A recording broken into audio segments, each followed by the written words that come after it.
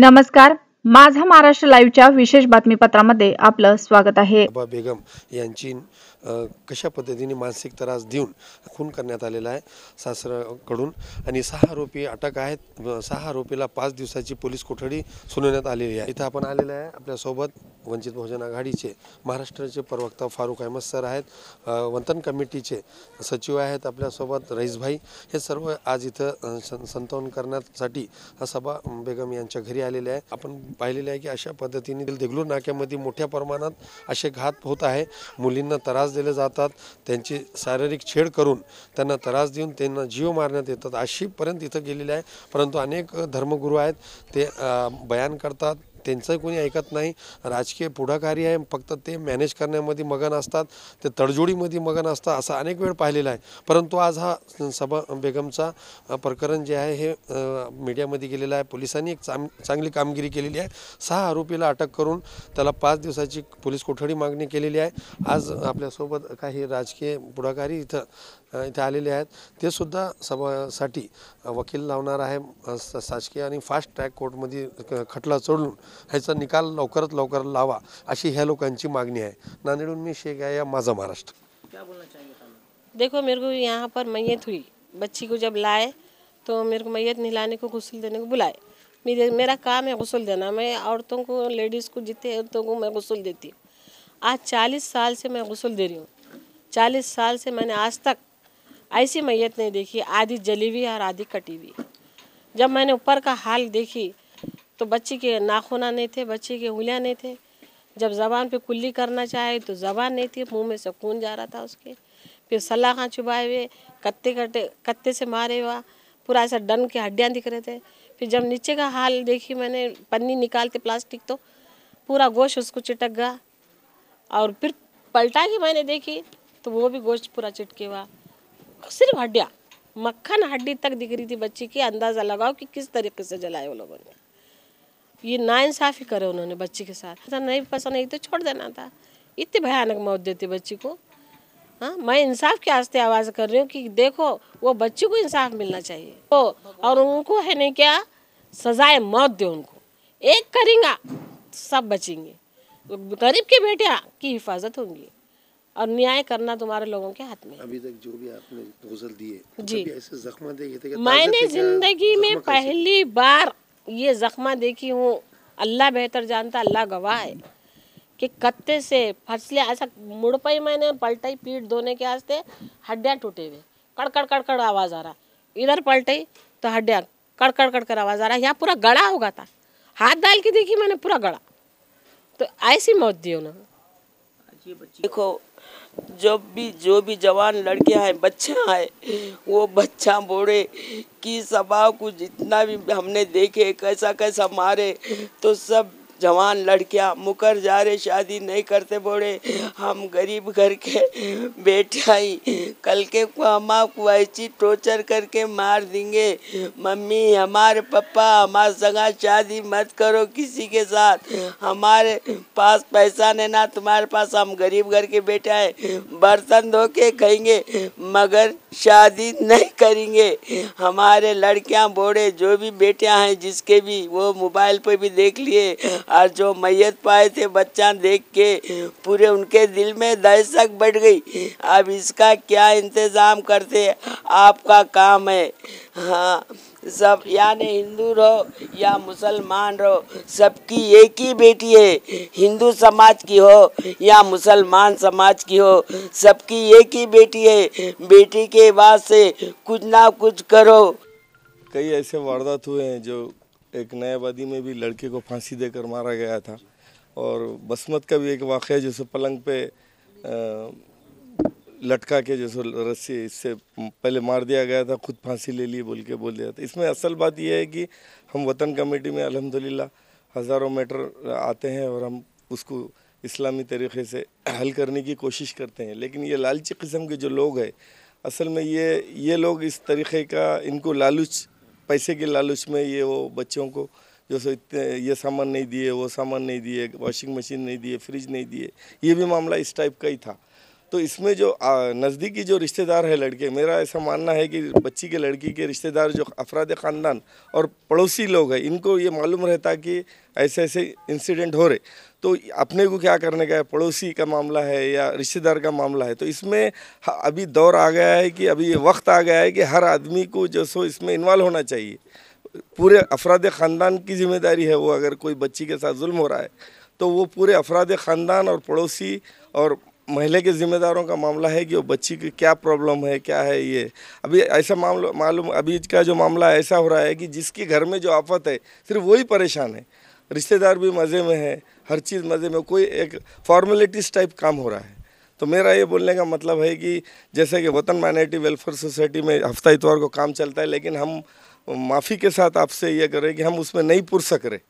तो मेरा ये आपके माध्यम से ये बोलना है कि जैसे तबलीगी जमात है, इस्लामी जमात है, अहले सुन्नत है, अहले हदीस है, हर मकतब का एक काउंसलिंग ऑफिस होना चाहिए। जमात इस्लामी को अल्लाह ने बेहतरीन नयाबादी में ऑफिस दिया, उनके एक हफ्ते में 2 दिन काम चलना चाहिए। तबलीगी जमात में ये एक मस्जिद वाली कमेटी जो है, इसमें असल चीज़ जो है हुकूक़ुल इबाद है, हुकूक़ुल अल्लाह है वो तो बिल्कुल फर्स्ट है, लेकिन हुकूक़ुल इबाद भी एक बहुत बड़ा मसला है। तो मेरा ये आपके माध्यम से बोलना है कि हर मकतब का एक ऐसा काउंसलिंग सेंटर होना चाहिए जो अपने लेवल पे ये काउंसलिंग करके जो सब मसले को हल करने की कोशिश करे। जिस तरीके से वतन कमेटी है और फारूक भाई भी आए हुए हैं, अब आप लोग ये तो गरीब घर से है, तो गरीब घर से इसके लिए कोई सरकारी वकील अच्छा सा और फास्ट है, क्या मांग करेंगे आप वतन कमेटी से? और अल्हम्दुलिल्लाह कल हम मुस्लिम नुमाइंदा काउंसिल की तरफ से यहाँ आए थे और वतन कमेटी साथ में फारूक भाई भी रहेंगे। हम जो सो एक 10 की टीम जो सो वकील की, इसके साथ असिस्ट टू पीपी के साथ हम पूरी इसका इरादा कर लिए हैं। कम से कम फांसी होना चाहिए इनको, कम से कम सज़ा, और पूरे जो अफराद इन्वॉल्व है, क्यों तो 6 जो लोग थे ये पूरे इन्वॉल्व है इसमें, क्यों तो 14 घंटे से जो सो डॉक्टरी रिपोर्ट ये है कि जो ज़ख़म थे तो उनमें इन्फेक्शन हो गया था। ज़ख़म का इन्फेक्शन का जो पीरियड डॉक्टरों को मालूम है कि 48 घंटे के बाद उसको इन्फेक्शन होता, मतलब ज़ख़म पुराने थे। वो लाश को घर में रखने के लास्ट स्टेज में वो उन्होंने पहले घर में गाड़ने की कोशिश की है, बोलते उसमें कुछ अपने तिकास फोड़ा ये सब बरामद हुआ, और बाद में जो सो उन्होंने उसको जो सो गर्म पानी डाल के, पुलिस ने खुद वो गीज़र बंद किए, वो बंद करना भूल गए थे ये लोग। ये ये एक्सीडेंटली मौत वो नहीं है, ये पूरी साजिश के तहत प्री प्लान है, और इसको कोई भी कीमत पे माफ़ करना नहीं चाहिए। और आपके माध्यम से ये बोलना है कि हमारे पास 15 से 20 ऐसे इंसिडेंट है अभी ऑलरेडी चालू है, पीर नगर का है, इधर ये जर्दे वालों का है। तो ऐसे लोगों ने भी जो सो 25 तोले 50 तोले सोना ले रहे, बच्चों को छोड़ दे रहे। तो ये पूरे समाज का काम है ये कि बच्ची के अभी आजकल हो रहा कैसा है कि बच्ची के वालिद उसकी फैमिली परेशान है, बाकी सब लोग मज़े ले रहे। तो मेरा बोलने का मतलब ऐसे जो समाज में छुपे हुए जो गुंडे हैं इनको भी सज़ा देने की सख्त कार्रवाई होना चाहिए।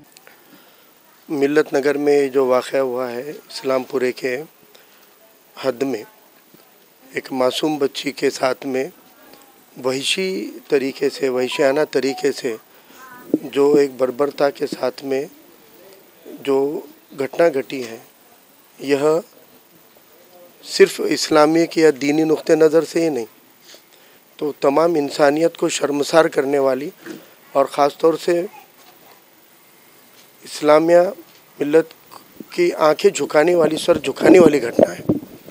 शोबे में इस तरीके का वहशियानापन कहाँ से आया? वो दीन जो ज़मीन पर भी पैर पटकने से मना करता है कि ज़मीन को तकलीफ़ ना हो, किसी को नाराज़ करने, किसी का दिल दुखाने से परहेज़ करने का सिखाता है, उसको गुनाह करार देता है, उसमें इतनी हैवानियत कहाँ से आई? ये घटना बहुत ही दर्दनाक है, बहुत ही खौफनाक है। जैसे कि अभी हमारे बाजी ने बताया कि जिन्होंने गुस्ल दिया है, ये जब किस्सा बयान कर रहे थे तो आंखें रोंगटे खड़े हो गए।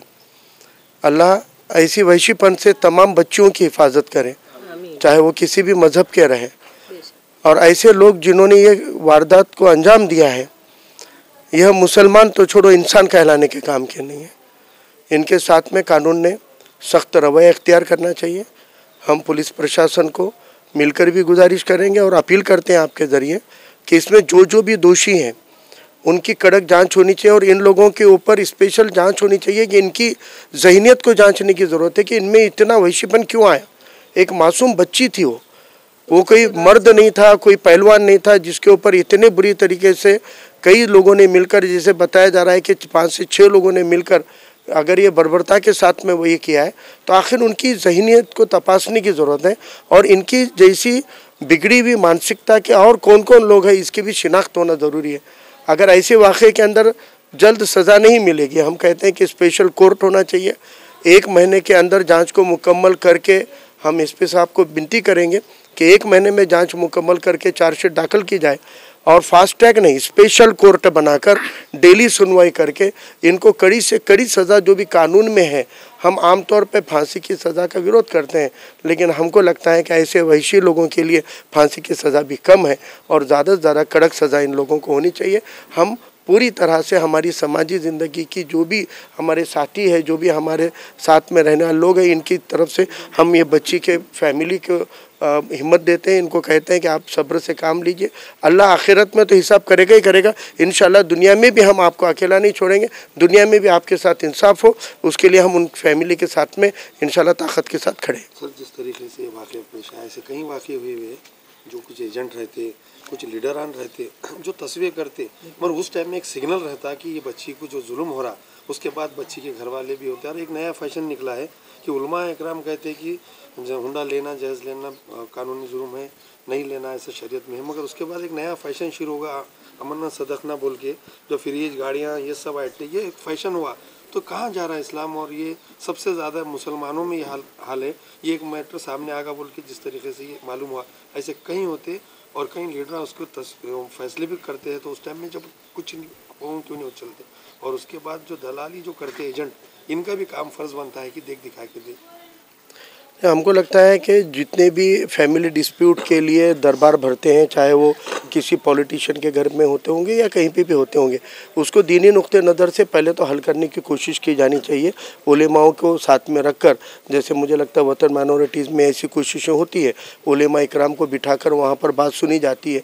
और जब हमको लगता है कि कोई भी मामला दीनी दायरे के बाहर जा रहा है, तो उसको सीधे सीधे पुलिस की मदद से टैकल किया जाना चाहिए। और ऐसी जहनीत अगर हम भांप लेते हैं कि जहाँ पर ऐसा वहशीपन दिखता है, तो वो पुलिस के ज़रिए ही उसको ये करना चाहिए। और माशरे के अंदर देखिए, आज मुझे लगता है कि जितना भी मुसलमानों के अंदर बदी से बचने का, गुनाहों से बचने का चलन है, वो हमारे उलेमाओं की मेहनत की बदौलत ही है। लेकिन उलेमा भी एक मर्यादा है, उलेमा भी हर जगह नहीं पहुँच सकते। अब हर एक को, तुम्हारे मेरे जैसे लोगों को भी इस्लाम की सीख को आम करने के लिए अपने अंदर अमल में लाना पड़ेगा। आपको, हमको अपने घर के बच्चों के साथ में, उनके शादी ब्याह से लेकर उनकी तरबियत के साथ में हमको इस्लामी नुक्ते नज़र से काम करना पड़ेगा, तभी ये मैसेज जाएगा। नहीं तो ऐसा वहशीपन तो माशरे में आएगा ही आएगा।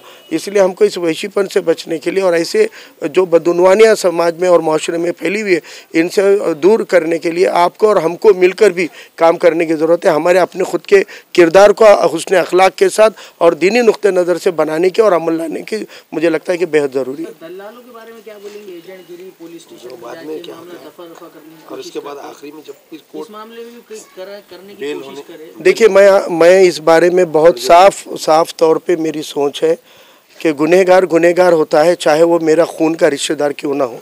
खुदा ना खास्ता आगे चल के मेरे फैमिली से अगर कोई गुनाह करेगा, तो मेरा किरदार और मेरा ज़मीर और मेरे उसूल कहते हैं कि पहले उसको समाजी नुक्ते नज़र से पुलिस में शिकायत कराना, ये मेरी जिम्मेदारी है। और बाद में एक भाई का, एक दोस्त का, एक बाप का फ़र्ज़ मैं वकील लगा के भले ही निभाऊँ, लेकिन पहला हमारी समाजी ज़िंदगी में हमको गुनहगार के साथ में गुनहगार के जैसा सलूक करना ज़रूरी है। जब आप एक गुनहगार के ऊपर पर्दा डालते हैं, तो पूरा माशरा और पूरी कौम बाद में गुनहगार बन जाती है। इसलिए गुनहगारों को बचाने की ज़हनीत आपके मुस्तकबिल को, आपके पूरी कौम को गुनहगार बनाने का अमल है। इसलिए कोई भी गुनहगार हो, उसको बचाने की कोशिश कोई भी ना करे, ना किसी ने करनी चाहिए। अगर कोई करता है तो वो माशरे का दुश्मन है, क्योंकि आज नहीं तो कल वो पूरे माशरे को कटघरे में खड़े करने के लिए जिम्मेदार होता है। इसलिए अगर किसी ने गुनाह किया और आप तस्दीक कर चुके हैं कि ये गुनाह हुआ है, तो आपको मजलूम के साथ खड़े रहना है, जालिम के और गुनहगार के साथ खड़े रहना। ये दीनी नुक्ते नज़र से और दुनियाई और संविधान के नुक्ते नज़र से भी मुझे लगता है कि गुनाह है। अशाच नवनवीन बातम्यांसाठी पाहत रहा माझा महाराष्ट्र लाईव्ह।